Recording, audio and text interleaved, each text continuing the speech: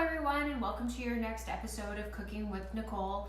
Tonight we're going to make a blueberry cobbler, a low carb blueberry cobbler. This is going to be delicious, especially coming into the spring season and with Memorial Day approaching at the end of May, and we're going to be starting to get out to our cabins or going for our picnics and stuff. A great thing to take along for a dessert. Quite honestly, a couple of the recipes that we've made recently with the mock deviled potato salad and yesterday's salad and these are great things to take with you when you go to a potluck. A lot of times when I have patients talk about social eating, going out to restaurants, or whether or not they're having company over or going to other people's places, that's where they get stuck a lot because they feel like it's rude if they don't eat the food put in front of them. And yes, I understand there are social standards. But if you're asked to bring something, or if you're having a potluck at work, these are some awesome things that no one is going to know that they are lower carb or keto in nature. Plus, you're giving yourself an option to go to if you're not wanting to completely indulge in higher carb or higher sugar things at those events. So consider taking some of these and taking them along with you. I guarantee you your guests and the events that you're going to are going to appreciate them. So in my 9x9 pan, which I've sprayed down with a little bit of spray olive oil, I have 3 cups of fresh blueberries. You can use frozen blueberries if you would like. It's just going to be maybe a little more watery after you get all said and done. But fresh blueberries, 3 cups. And we have some lemon juice, some xanthan gum. Now, I've used xanthan gum one other time in one other recipe, and remember, this is a thickener and it's a bit of a binder. It kind of helps hold things together so it isn't too crumbly. It's not a lot, and quite honestly, if you don't have it on hand, don't sweat it. It's only 1/4 of a teaspoon. I don't know how much of a difference it really is going to make, but we have some xanthan gum.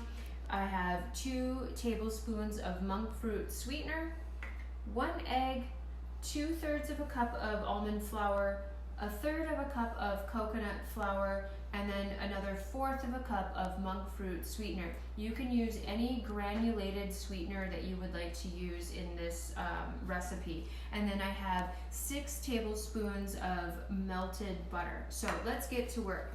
Now we got our blueberries in the pan, and we're just going to lightly drizzle a little bit of this lemon juice on the top. It kind of keeps the freshness in the berries and gives a little bit of zip. Not a lot, barely a tablespoon, if that. So some lemon juice, and then we're gonna sprinkle our xanthan gum over the top of our berries.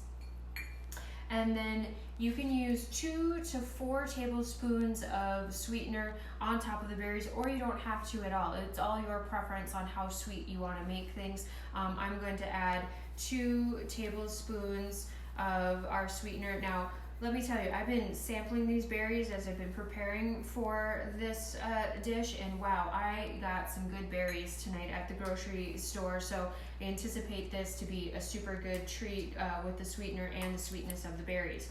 Set that pan aside, and then you want to take your bowl and combine with it then your 2/3 cup of almond flour, your 1/3 of a cup of coconut flour, and your 1/4 of a cup of sweetener. And again, if you are somebody who prefers things more sweet, you could add a little more sweetener if you want to.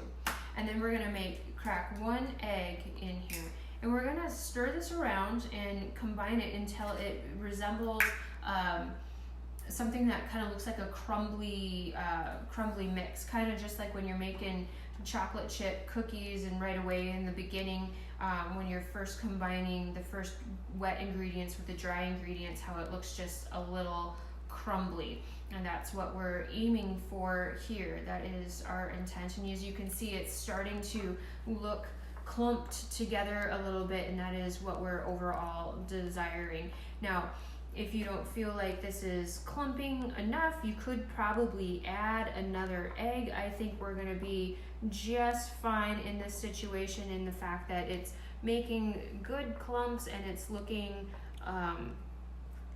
more grainy overall. So we're just chopping this up, combining it all together.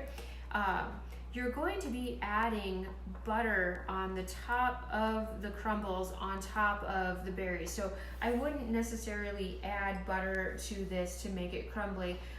Traditionally, sometimes you'll see crumbles made where they'll take cold butter and just cube it and then kind of cut it into the flour to create a crumble.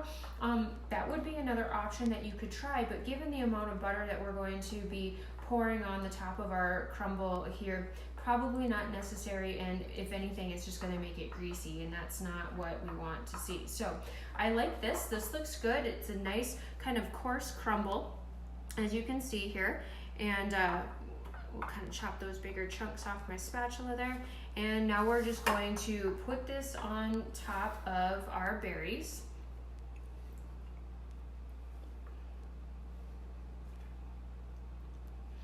When this is out of the oven, you could serve it with some low carb ice cream. Enlightened is a good kind. Rebel ice cream is another great kind. Halo top, or you could just simply top with some whipped cream if you're wanting to really keep it minimal in carbs and sugars. Kind of whatever you would like to top it with, or you could just eat it alone by itself. So there we go. We got our crumbles on the top. Another great thing to add to this potentially is if you wanted to add a little more crunch, you could add some walnuts or some pecans. You could add some cinnamon to the mix to bring out a different type of flavor, kind of your own preference, but those would be some additional things that you could add to the top. And now we're going to take our 6 tablespoons of melted butter, and we're just going to drizzle this over the top, and that's what's going to help crisp this and make it all ooey and gooey as it's baking in the oven. I've had my oven preheating now at 350 degrees, and you're going to bake this for approximately 25 minutes. Once it's all said and done, take it out, let it cool, and then serve. To keep it after, if you don't eat the full amount, just refrigerate it with some cellophane over the top. This recipe makes approximately 9 servings. It is 103 calories per serving. It is 6 grams of net carb and 1.2 teaspoons of sugar and only 1 gram of protein. Not a lot of protein in this, but this is dessert, so that's totally okay that we don't have a lot of protein coming with this. So I'm going to pop it in the oven, we're going to bake it, and when it comes out, I'll take a picture of it and show you what your sweet deal for today looks like. I hope you all have a great evening. Have a good one.